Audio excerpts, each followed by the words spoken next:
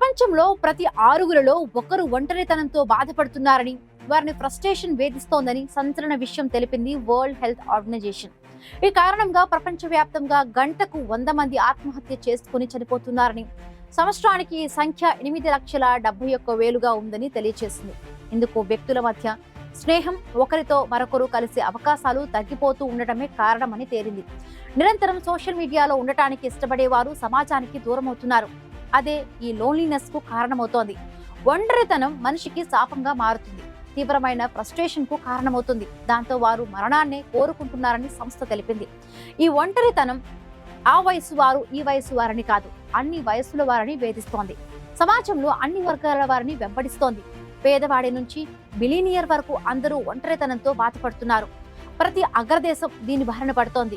అన్నిటికన్నా జపాన్లో ఈ జాడ్యం మరింత ఎక్కువైందని రిపోర్టులు చెబుతున్నాయి.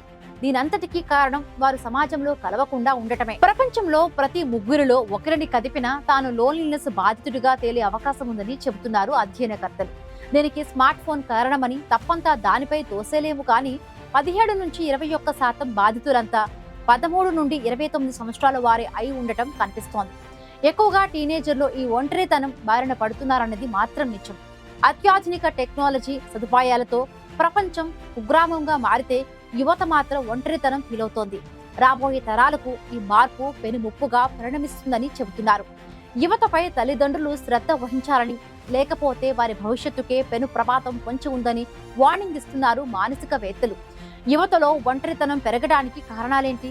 లోన్లీనెస్ పోగొట్టాలంటే ఏం చేయాలి? తల్లిదండ్రులు ఎలాంటి జాగ్రత్తలు తీసుకోవాలో తెలుసుకునే ప్రయత్నం చేద్దాం. ఒంటరితనం ఏ వయసు వారినైనా ముంచెత్తుతుంది. ఆలోచనల అఘాతంలోకి తీసుకువెళ్లి వదిలేస్తుంది. లోపలే మదన పడేలా చేస్తుంది. ఉద్వేగాన్ని రెచ్చగొట్టి ఉంగిపోయేలా చేస్తుంది. మనం ముందు చెప్పుకున్నట్టు ప్రపంచంలోని ప్రతి ఆరుగురిలో ఒకరు ఒంటరితనం వల్ల ప్రభావితమవుతున్నారు.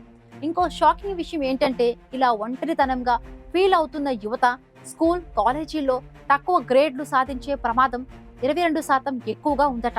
ఈ పరిస్థితిని సోషల్ మీడియా, స్మార్ట్ ఫోన్స్ మరింత దిగజార్చుతున్నాయా అనే ప్రశ్నలు ఉత్పన్నమవుతూ ఉన్నాయి.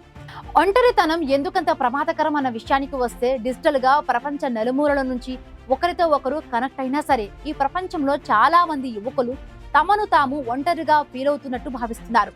సాంకేతికత మన జీవితాలను పునర్నిర్మిస్తోంది. అయితే అది మానవ సంబంధాలను బలోపేతం కావడం లేదు. దీనికోసం ప్రభుత్వాలు జాగ్రత్తలు తీసుకోవాలి. డిజిటల్ యాక్సెస్, ఆరోగ్యం వరకు విద్య, ఉపాధి, అన్ని విధానపరమైన నిర్ణయాల్లో సోషల్ కనెక్షన్ ను భాగం చేయాలని WHO సోషల్ కనెక్షన్ వేదిక సూచిస్తోంది. దీర్ఘకాలిక వ్యాధులు లేదా వైకల్యాలు కూడా ఓ కారణమని చెబుతున్నారు నిపుణులు. వారిని ఆ రుగ్మతలు సోషల్ యాక్టివిటీలో పాల్గొనే సామర్థ్యాన్ని పరిమితం చేస్తాయి. దీంతో వారికి సోషల్ ఇంట్రాక్షన్ ఉండదు. ఫలితంగా ఒంటరితనం పెరుగుతుంది. అనారోగ్యం వల్ల కలిగే బాధ సైతం లోన్లీనెస్ ఫీలింగ్ ను పెంచుతుంది.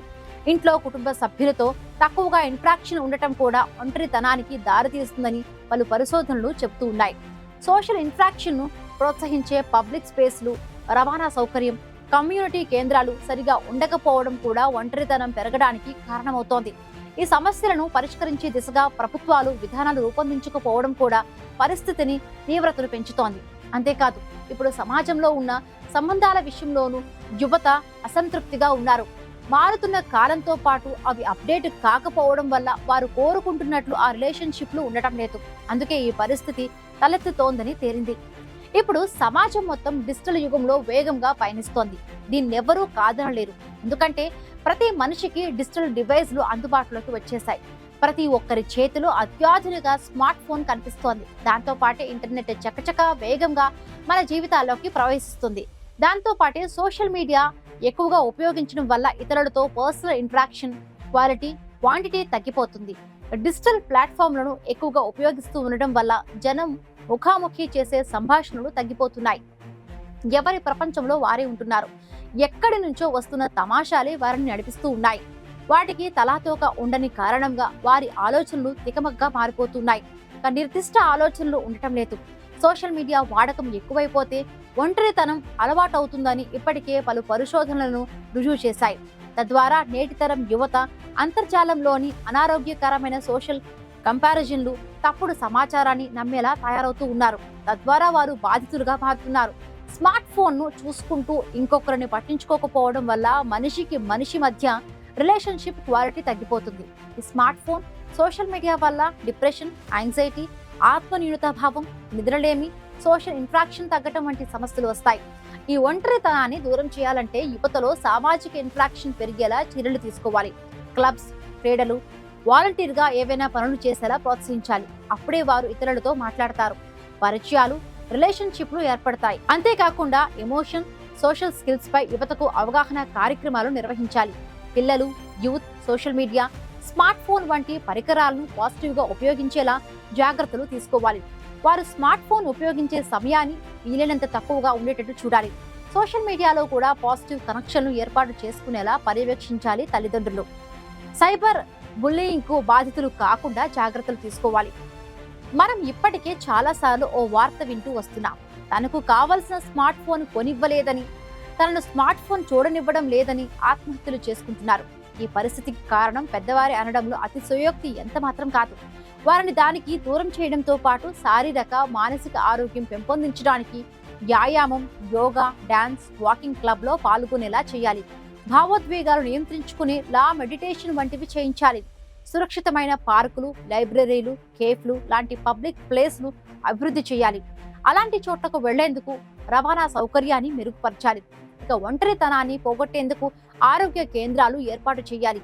యువత ఆర్థిక స్థిరత్వం సాధించేలా విద్య అందించాలి. పిల్లలు ఒంటరితనంతో వచ్చే కుంగుబాటుతో బాధపడుతున్నప్పుడు కొన్ని మార్పులు కనిపిస్తాయి. అయితే పిల్లలు ఎదిగే క్రమంలో వచ్చే సాధారణ మార్పుల్లాగే ఇవి అనిపిస్తాయి. అందుకే జాగ్రత్తగా గమనించాలి. కురుంగుబాటుతో బాధపడితే మీ పిల్లల్లో మానసిక, భావోద్వేగ మార్పులు వస్తాయి. అంటే ఎప్పుడూ విచారంగా ఉండటం, నిరాశ, నిస్పృహల్లో కూరుకుపోవడం, చిన్న విషయాలకి కోపం తెచ్చుకోవడం లాంటివి చేస్తారు. ఫ్రెండ్స్, కుటుంబ సభ్యులతో సంభాషించడానికి ఆసక్తి కనబరచకపోవడం, ఒంటరిగా ఉండటానికి ఇష్టపడడం లాంటివి కనిపించినప్పుడు జాగ్రత్త పడాలి. కుంగుబాటుతో బాధపడుతున్న పిల్లల్లో ఆత్మవిశ్వాసం సన్నగిల్లుతుంది. చిన్న వైఫల్యాలకే తమని తాము ఎక్కువగా నిందించుకుంటారు. తమను ఎవరూ పట్టించుకోరని, స్నేహం చెయ్యరని బాధపడిపోతూ ఉంటారు. చదువుకు సంబంధించిన విషయాల్లో ఏకాగ్రత పోతుంది. ఇంతకు ముందు బాగా చదివి తర్వాత చదువులో వెనుకబడ్డం లాంటివి గమనించాలి. అంతేకాకుండా ఆహారం ఎక్కువగా లేదా తక్కువగా తీసుకోవడం, బరువులో మార్పులు, శక్తిహీనంగా ఎప్పుడూ అలసిపోయినట్టు ఉండటం, తరచూ తలనొప్పి, కడుపు నొప్పి, ఇతర నొప్పుల గురించి చెప్పడం లాంటివి చేస్తే తల్లిదండ్రులు అప్రమత్తం కావాలి. అలా వారెందుకు చెబుతున్నారనేది గమనించేందుకు చాలా ఓపిక అవసరం. వారు చెప్పిన విషయాలను జడ్జ్ చేయకుండా సావధానంగా వినాలి. ఎందుకంటే పిల్లలకు ఇంట్లో సురక్షితమైన వాతావరణం కల్పించాల్సిన బాధ్యత తల్లిదండ్రులదే.